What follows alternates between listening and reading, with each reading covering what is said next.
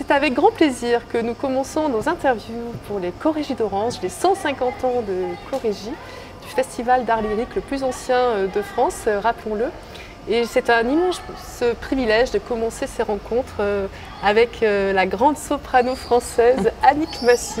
Bonjour. Bonjour, merci beaucoup d'avoir accepté cette interview. Merci à vous, avec plaisir.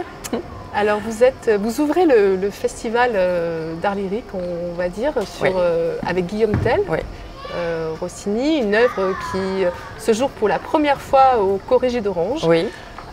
C'est une fierté, quelque part, de faire partie de l'histoire de ce festival.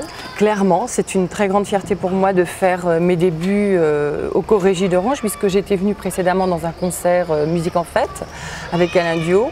Et là, c'est vraiment une production complète.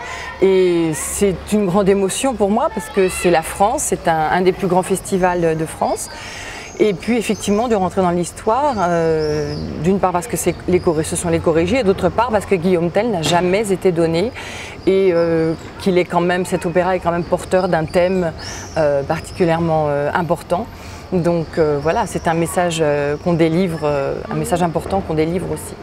Écrit en 1829, toujours actuel aussi complètement dans la actuel, société. Complètement 37e opéra de Rossini, son dernier opéra, c'est-à-dire où il coupe pratiquement les ponts avec le bel canto, avec avec ce qu'il a écrit avant.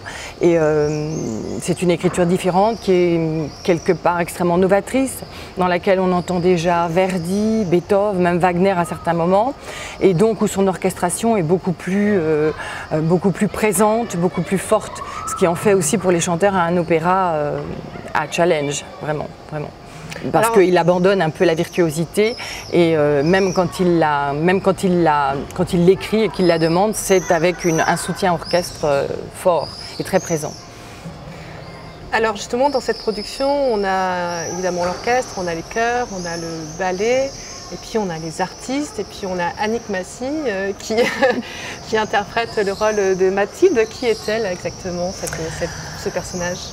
Mathilde, c'est assez intéressant comme personnage. Évidemment, c'est une princesse de Habsbourg. Elle est fille des tyrans d'Helvétie, on peut dire, puisqu'on est dans le cadre d'une pastorale, d'une symphonie pastorale sur la nature, avec une avalanche qui va se produire au niveau social.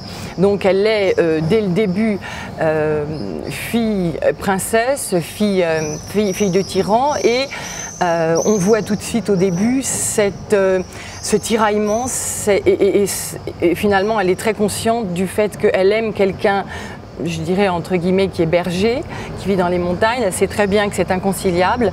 Donc on a une double inconciliabilité, d'une part avec cet amour qu'elle porte à Arnold, qui est tout à fait réciproque, qui est fils donc de Melchtal, fils du peuple, j'allais dire, on pourrait dire ça comme ça.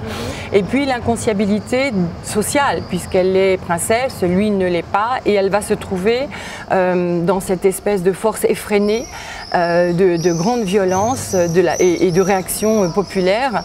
Et elle finira par prendre le parti du peuple, par sauver le fils de Guillaume Tell qui est en danger, même si on lit bien l'histoire, elle ne sera jamais à Arnold, ni Arnold à Mathilde. Donc c'est quand même un personnage féminin qui est quand même très fort, qui est très doux, très tendre, très généreux, très très digne, qui a, c'est pas ma lecture, c'est vraiment, ça s'entend dans la musique de Rossini, très, très fort, très, très digne. Quand elle entre, ce sont les lignes mélodiques. Il lui a quand même réservé deux airs qui sont terribles. Au niveau interprétation, ce sont on pourrait presque dire deux écoles différentes. Souvent le deuxième d'ailleurs est coupé.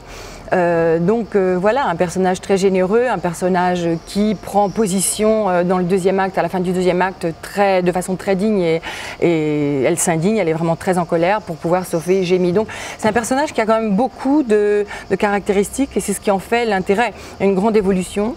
C'est très poignant et très triste, parce qu'au départ, en fait, dans son entrée, elle est lue comme l'amoureuse en fait, la princesse qui est amoureuse de quelqu'un du peuple. Et on voit très bien qu'elle est tout à fait consciente des réalités sociales et qui sous-tendent l'opéra ici. Et, voilà, donc c'est très très beau, c'est vraiment très très beau.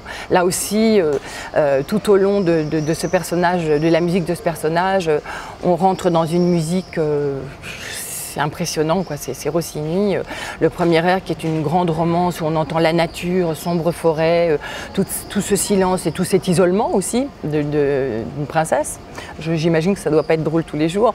Et puis le deuxième air qui est assez déchaîné avec la rupture avec Arnold, suite au fait qu'elle apprend que le père d'Arnold a été tué par son propre frère, ce qui fait que dorénavant, inconciliabilité complète entre Arnold et elle, du point de vue amoureux et du point de vue social. Et puis, elle revient bien sûr avec son frère où il y a cette fameuse altercation où elle sauve le fils de Guillaume Tell. Et à la fin aussi dans un trio absolument extraordinaire, un trio de 3 femmes. Voilà, donc il lui réserve vraiment une partie de choix, vraiment. Comment vous placez votre sensibilité à travers cette œuvre, à travers ce livret? Vous parlez de générosité, vous parlez de sociabilité, vous parlez d'amour. Comment vous placez en tant qu'artiste? Je pense que c'est une question de vécu, tout simplement, une question de grande sensibilité par rapport à Rossini, qui m'est quand même très cher, que j'ai pas mal chanté jusqu'à un moment avancé de ma carrière. Et puis je pense que c'est une grande sensibilité au niveau du texte, qui est un texte... c'est presque un grand opéra à la française, hein. C'est très touchant parce que quand vous lisez le texte, c'est presque du Corneille. Et derrière Mathilde, on entend un peu Alceste, on entend Corneille, on entend la comédie française. Donc c'est une grande tradition française aussi. Donc c'est une chose qui me touche beaucoup. Et puis au travers des accents de la musique qui sont extrêmement porteurs, et puis au travers de la vie personnelle, finalement un artiste nourrit son chant et nourrit son théâtre, j'allais dire, par sa vie personnelle et par ce qu'il a pu vivre. Et là je crois qu'on y est totalement, je crois que c'est ça. Il faut arriver à transcender la musique et ce qu'on a vécu sur une scène. Il faut que ça se mélange et il faut que surgisse quelque chose d'entier et d'élevé, on va dire, parce que c'est vraiment la recherche, pour moi, c'est la recherche de la beauté et de quelque chose qui est transcendé, la musique. C'est un rôle que vous aviez interprété auparavant? Oui, je l'ai fait une fois. Malgré son originalité, sa rareté de représentation? Oui, c'est vrai que c'est très rare. Et Jean-Louis Grinda m'avait demandé de le faire à Monte-Carlo, la première fois il y a 5 ans à peu près. Et donc dans cette même production, mais évidemment un peu différente, puisqu'ici nous avons une ouverture de plus de 75 mètres de large, donc évidemment ça change considérablement les choses. Mais effectivement, on avait un petit peu la même équipe de base. Et on l'avait fait donc à l'Opéra Garnier à Monte-Carlo. Et je suis très heureuse de le reprendre 5 ans après. D'abord, je suis très reconnaissante à Jean-Louis Grinda de m'avoir invitée pour la première fois pour moi au Corégie. Et ensuite parce que ici c'est aussi une aventure, c'est presque filmographique, ce grand espace. Et puis en plus de ça, il m'a fait un cadeau incroyable, c'est que je rentre sur un cheval. Et je ne croyais pas refaire ça. Oui, c'est vrai, il y a ce cheval que j'ai vu en photo. Qui est absolument merveilleusement beau, qui s'appelle Cielo. Je le salue, c'est une grande star. Il est merveilleux, il est très attentif, il est blanc comme un nuage. Un cheval de princesse. Un cheval de princesse, il a des yeux merveilleux, il a les yeux bleus, c'est extraordinaire. Et donc on rentre tous les deux, ma première entrée sur ce cheval, conduit par Lydie, palefrenière. Et ça c'est une première peut-être aussi. C'est une première aussi, parce que j'ai fait un tout petit peu de cheval, mais pour des raisons précises après et particulières, j'en ai jamais refait, donc c'est une grande aventure pour moi. Et donc voilà, c'est plein de surprises, c'est plein de nouveautés. Jean-Louis Grinda a revisité, bien entendu, avec cette tournette aussi, a revisité tout à fait sa mise en scène. Et je pense que ça va être très beau, il va y avoir des projections, je crois que ça va être assez grandiose. Ouais. Ça vous impressionne d'être au Théâtre Antique d'Orange par rapport à votre interprétation, votre voix, c'est toujours la grande immersion. C'est la grande question, hein, c'est toujours la grande question. Je ne suis pas un soprano spinto, donc évidemment, même si ma voix a évolué, On se demande toujours si la voix va passer. Il y a quand même une grande orchestration. Mais bon, nous travaillons bien avec le maestro Capuano. Donc je pense que ce sont des équilibres qui vont se stabiliser là dans cette semaine, puisque nous avons fait notre première rencontre avec l'orchestre hier soir. D'accord. Après un orage fulgurant où nous avons dû quitter la scène du Théâtre Antique, nous nous sommes retrouvés dans une salle pour faire la musicale. Mais je pense qu'aujourd'hui, ça va se stabiliser au niveau balance. Donc évidemment, c'est toujours un point d'interrogation, mais c'est un travail commun, un travail d'équipe. Et je pense que ça va se faire cette semaine. Voilà, c'est une aventure, mais c'était très amusant aussi cet orage. C'est très bien, il y a des tas de réactions qui se produisent, c'est très, très bien. Il faut prendre les choses comme elles viennent et c'est ça. Moi, je sais que j'ai chanté plusieurs fois à l'Arena di Verona et qui fait le double pratiquement d'ici, qui fait pratiquement 14 000 places. Je crois que l'acoustique est encore plus dure là-bas. Parce que je l'ai faite lorsqu'il n'y avait pas de micro, de sonorisation encore. Je crois que l'acoustique ici porte davantage, d'abord parce qu'on a ce mur derrière qui renvoie les sons. Oui. Et puis il y a moitié moins de place quand même. Donc tout va dans un seul sens. À l'Arène de Vérone, par exemple, c'est vraiment tout à fait circulaire. Et on va voir. À 360 degrés. Voilà, à 360 degrés. 180 degrés. Voilà, 180. Mais c'est suffisant, c'est merveilleux, c'est magique. Hein. C'est magique, ouais. C'est vraiment magique. On a les hirondelles, on a la Madone là, qui nous surveille. C'est magnifique. On a une équipe de régie et artistique qui nous entoure, vraiment, vraiment extraordinaire. Ça, je suis vraiment reconnaissante. On est vraiment très, très bien accueillis. Alors, beaucoup autour de mon entourage m'ont demandé si vous ne souffriez pas trop. Par rapport à la chaleur que nous avons eue. Comment ça se passe, comment on arrive à rester soi sans être transporté par la chaleur qui a tendance à... Ah, ça a été épique, je dois dire.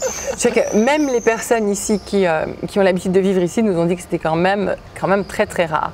Donc on a quand même un peu souffert de la chaleur, mais bon, je crois qu'on est restés tous positifs, on a bu beaucoup d'eau. J'espère qu'on ne va pas aggraver le déficit du festival, parce que je pense que les tonnes de litres d'eau ont disparu. Et puis, non, on rassemble nos forces, on fait ce qu'il faut pour pouvoir assumer, puis chacun en est conscient et ça se passe très bien. Il y a eu vraiment une excellente ambiance, je veux dire, on a une superbe équipe. Boire beaucoup, moi je sais qu'après c'est beaucoup le repos. Est-ce que votre voix peut, son énergie.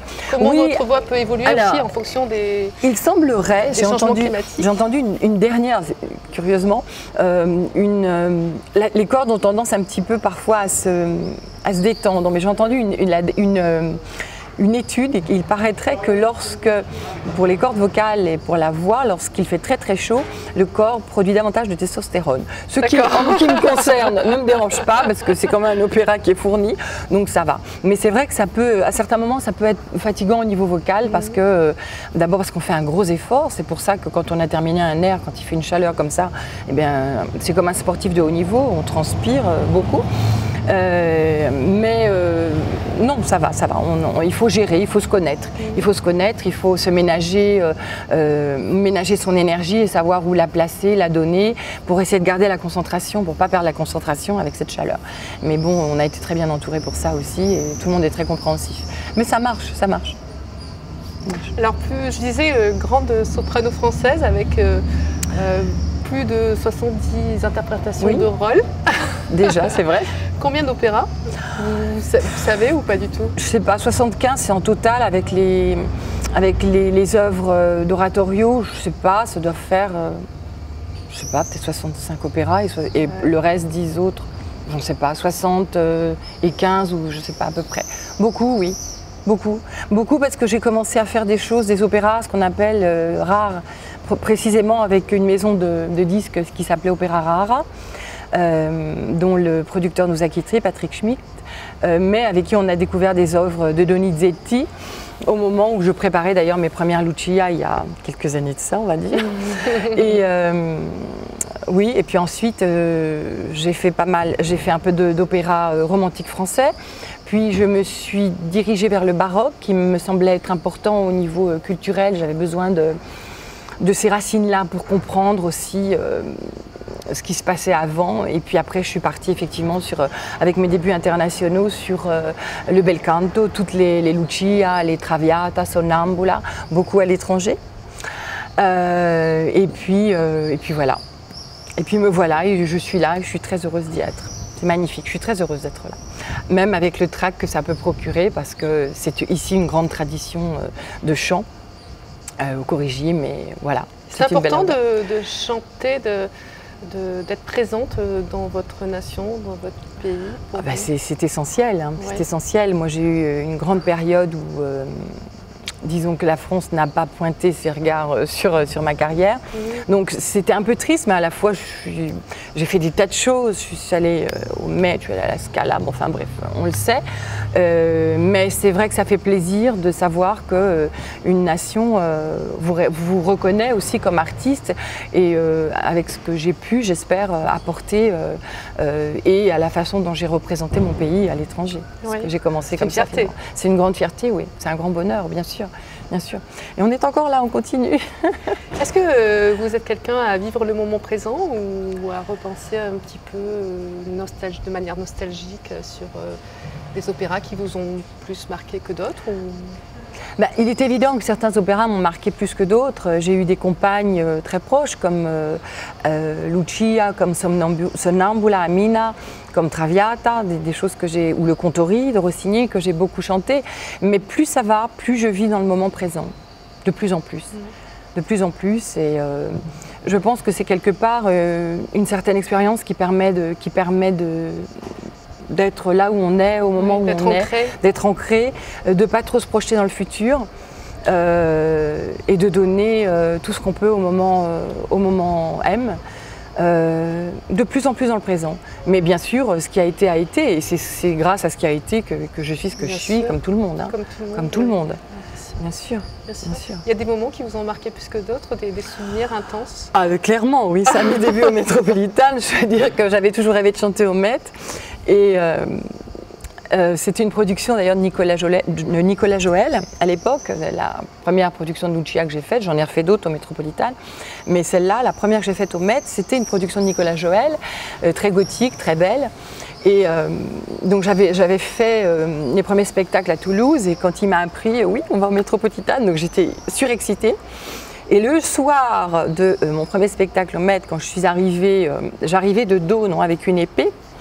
Et quand je me suis retournée, c'est là que j'ai réalisé, juste avant l'ère de la folie, c'est ce qui n'est pas évident, parce que c'est quand même le dernier air, et que j'ai vu tout le cœur de part et d'autre de la scène et ce trou noir du public. Et là, j'ai eu un moment de conscience. Avec l'épée en main, je me suis dit, d'accord, tu y es, tu l'as voulu, maintenant tu y vas, tu ne peux plus reculer, tu t'es obligé d'y aller. Et là, c'est parti, et là, j'ai pris, enfin, c'est par un coup comme ça, et j'avoue que j'ai eu des sueurs froides là. Mais voilà, c'est bien. Et puis maintenant, vous êtes prête. Enfin, ça vous a... ça, une grande leçon, ça vous a donné de l'énergie aussi. Complètement. Complètement, ça recale les énergies, effectivement, ça rebooste les énergies et la présence.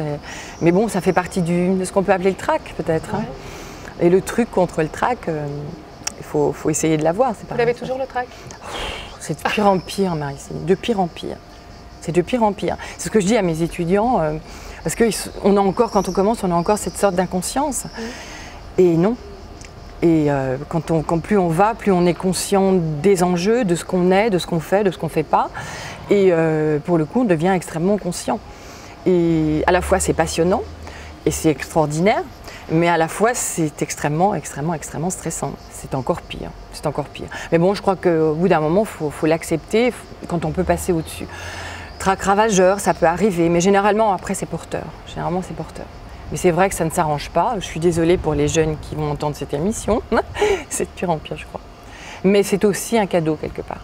Ça prouve qu'on est vivant, ça prouve qu'on est là et ça prouve qu'on peut être acteur. Voilà. Ah, c'est une chose que je n'ai pas dit à propos de Mathilde. Je pense que c'est une femme d'émotion aussi. Voilà. Donc oui, effectivement, ça pousse l'émotion, ça fait sortir l'émotion, très clairement. Vous parlez d'étudiants, vous enseignez? Oui, j'ai quelques étudiants à qui j'essaye d'apporter mon aide et de donner des clés. Ouais. Et c'est passionnant, c'est vraiment passionnant. C'est jeune, c'est comme de la haute couture pour moi. C'est la haute couture humaine, c'est merveilleux, merveilleux. Ouais. Merveilleux. Quand vous voyez que vous leur donnez des clés, que ça marche, qu'ils ont des yeux émerveillés, il n'y a rien de plus beau. Rien de plus beau. Ouais. Merci infiniment, Annick Massy. Merci à vous, Marie. Un grand bonheur, merci. Merci à vous.